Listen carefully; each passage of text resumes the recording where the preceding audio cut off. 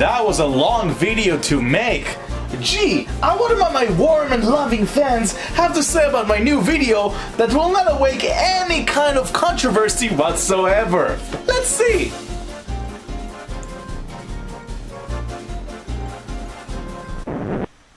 No. They love my videos, right? It's just color. It's just color! And that's why I stopped making videos. Nah, I'm just kidding. I just was kind of busy.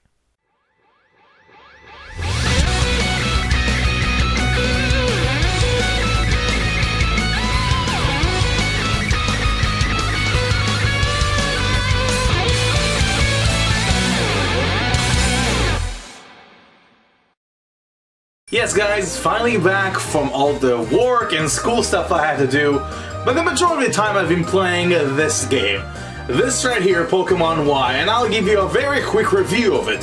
It's amazing, I love it, I love it, I love it.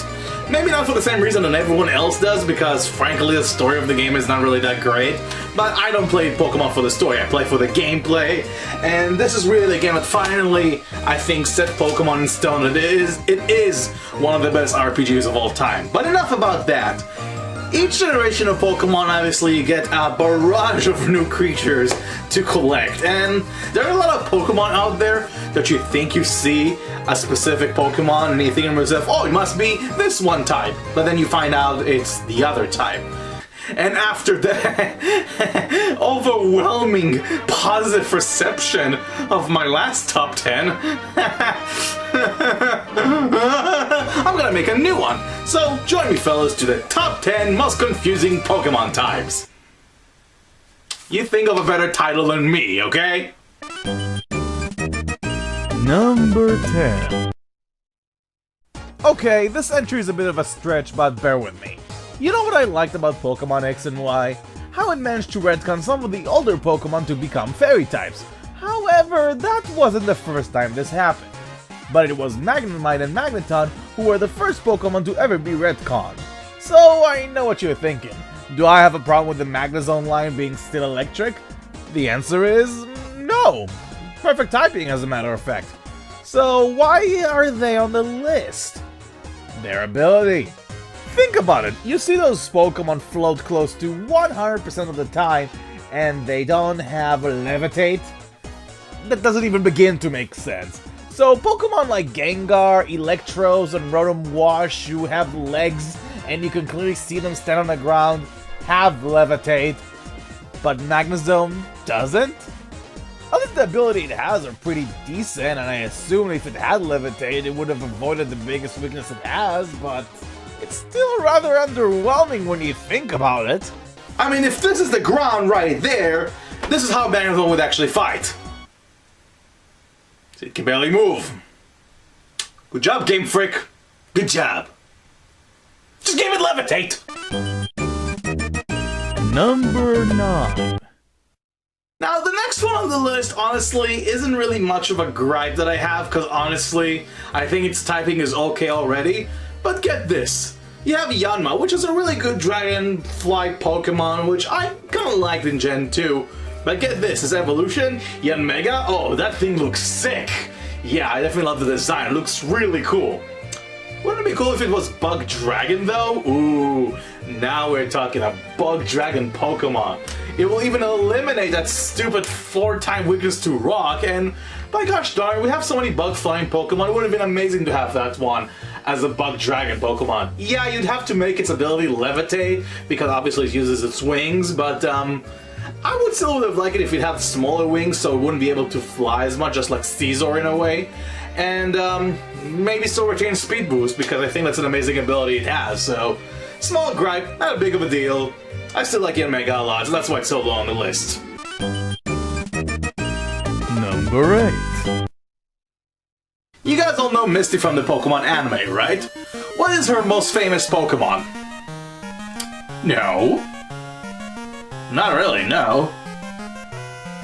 No? Oh, you're not even trying right now. No, no. Go back. No. No. Of course, I'm talking about Psyduck. How can you forget about Psyduck and it going ay like Alpha from the Power Rangers with a slightly lower voice? That was pretty cool. But here's the thing.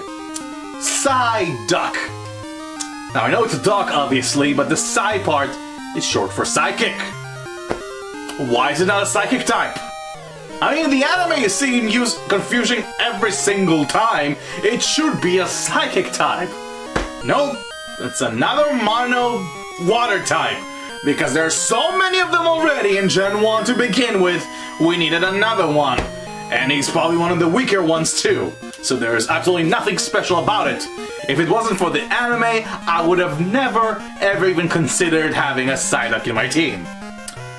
Sorry Psyduck, you kind of suck duck. Suck duck? Oh, that was a bad joke.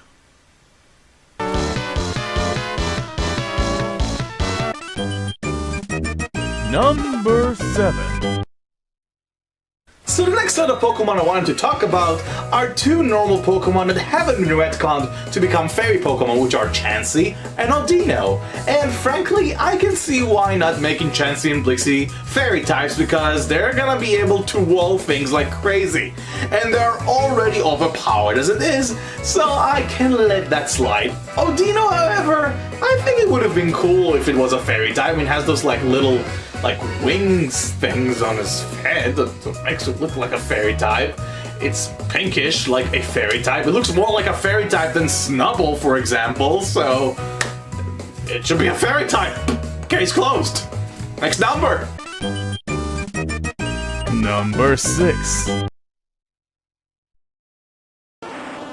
Okay, wait.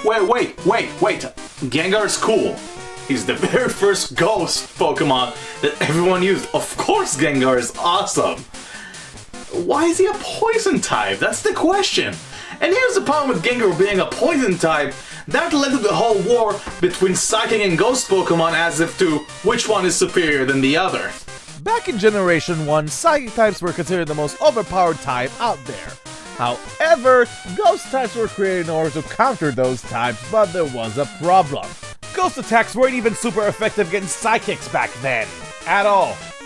And moreover, because of the fact that Ghastly, Haunter, and Gengar were also poison types, Psychic types were also super effective against them. And that made people believe that Psychic attacks are super effective against Ghost Pokemon, because you can barely tell those Pokemon are poison to begin with. I don't even recall one instance that the Pokédex, the anime, or any kind of medium for the matter, mentioned anything about them being poison. I would actually think it would make more sense to make him Dark Ghost, because, I don't know, they're kind of dark, mischievous Pokemon as it is, so might as well make it Dark types. Oh no, poison. At least they make really nice counter to Fairy Pokemon now. Number 5. Now, this is one of those, don't get me wrong, entry on the list, but, Lucario. I have no idea why it's a Steel type. I mean, it's definitely fighting, you can easily tell. But you telling me just because of that tiny little spike over there, he's a Steel type? So let me reiterate this. Just because he has this spike over there, that makes Lucario fighting Steel type. He only has frail defenses to begin with. Even a regular type attack can one-hit KO it. So what's the point of having it as a Steel type? I mean, it can be Psychic fighting because he can read auras. That would be cool. Or maybe Dark fighting because he knows Dark Pulse. That's pretty awesome. Or maybe Dragon fighting.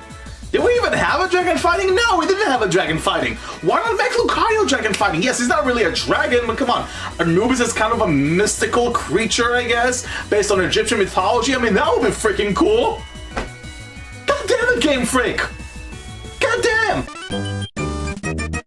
Number 4. You know, for a Pokemon called Florges, you know, like Flora, really shocking that the Pokemon is not a grass type. It's just Mono Fairy.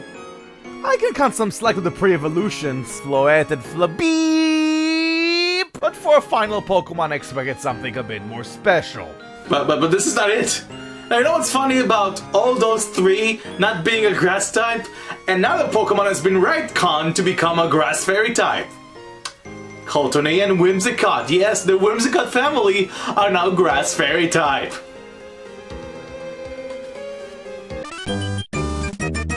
Number 3. Where do I even begin with this one? When Pokemon X and Y was first announced, I was very excited to see the 2 lead legendaries, Xerneas and Yveltal. And then there was this one theory that I actually had on mind. Since we have a Pokemon X and in Pokemon Y, we're probably gonna have a Pokemon Z. Therefore, we should probably have a version based on a Z legendary. And that's Zygarde, and I thought to myself, cool, another cool legendary type. And I saw the design, and I thought to myself, okay, maybe not the most exciting design like Xerneas and Yveltal, but I don't know, maybe it can be something cool like Bug Dark, or maybe like Dark Dragon, or I don't know, anything cool like that. It's Ground Dragon. This thing is Ground Dragon. Like, this haven't happened before. I really wish I can appreciate Zygarde more, but Flygon and Garchomp exist and they're already Ground Dragon type. I'm sorry Zygarde, I wanna like you, but as you stand, you're number 3 on my list. Number 2! Imagine this. A tree. What are the first things that you think of when you think of the word tree? You think of leaves usually, yeah. And leaves are really similar to, I don't know, grass, plantation lives. So here comes Sudowoodo, a Gen 2 Pokemon, and it's a rock type? A rock type. Sudowoodo is a rock type. Why is it a rock type? I mean, what? Because the stump is supposed to be made of rock? I don't even get it. I guess the whole idea behind Sudowoodo is that it mimics a tree, so that way it's not an actual tree. It's just a fake tree, so I guess that kind of makes sense. But be honest, if you saw Sudowoodo right now and you don't know nothing about Pokemon, and they would ask you what type you think it would be, I would assume the majority of people are gonna say grass, and to me that's incredibly confusing. And that's one of the main reasons why I never really liked Sudowoodo, because, well, first of all, the Pokemon's incredibly weak to begin with, and second of all, to me, making it a rock type is just a missed potential. I think it would have been really cool to make it a grass type Pokemon and give it a lot of utility moves like Sleep Powder or like Lich Seed, instead of stuff like, I don't know, Mimic and Rock Throw. Yay! Number 1! For the number 1 spot, I'm pretty sure the moment I'm gonna tell you that, everyone is gonna go, yeah, why is that? Or at least some similar reaction to that. You guys ready? Ta-da! So, let me get this straight. Pokemon like Magnezone cannot float, don't have levitate, and yet Gyarados can fly. Gyarados can fly. He doesn't even have a levitate. If you gave Gyarados levitate, that would make complete sense. No, it's not even that. It's a flying type. What? What's the deal with flying Gyarados? There are 2 better options for that, either Water Dragon or Water Dark, and thankfully, the Mega Evolution is Water Dark, which makes a whole lot more sense than Water Flying. Granted, Water Flying doesn't give it a whole lot of weaknesses, only 2, even though one of them is a Type 4 weakness, but still, I'm just baffled. And besides, after Gyarados, there are 2 other Pokemon that use the Water Flying idea to its fullest, but as for Gyarados, if I see that thing fly, I'll shoot it down. He's a magical Gyarados. flying through the sky on a magical Shoot it down. Thank you very much for watching this video, guys, and I hope you're gonna like it a bit more than the last top 10. But if you have any other Pokemon you were thinking there was one type, but it turned out to be another type, just let me know in the comments. I read them all the time. Although it's hard for me to respond to every single one, but I'm doing my best that I can, of course. So, I hope you maybe want to check my other videos I have here. I would always like it if you can subscribe right there. Just subscribe. Just said subscriber there. We'll click there. You can subscribe to my videos. Like them, of course. Share with your friends. And I'm gonna have a more proper review next time.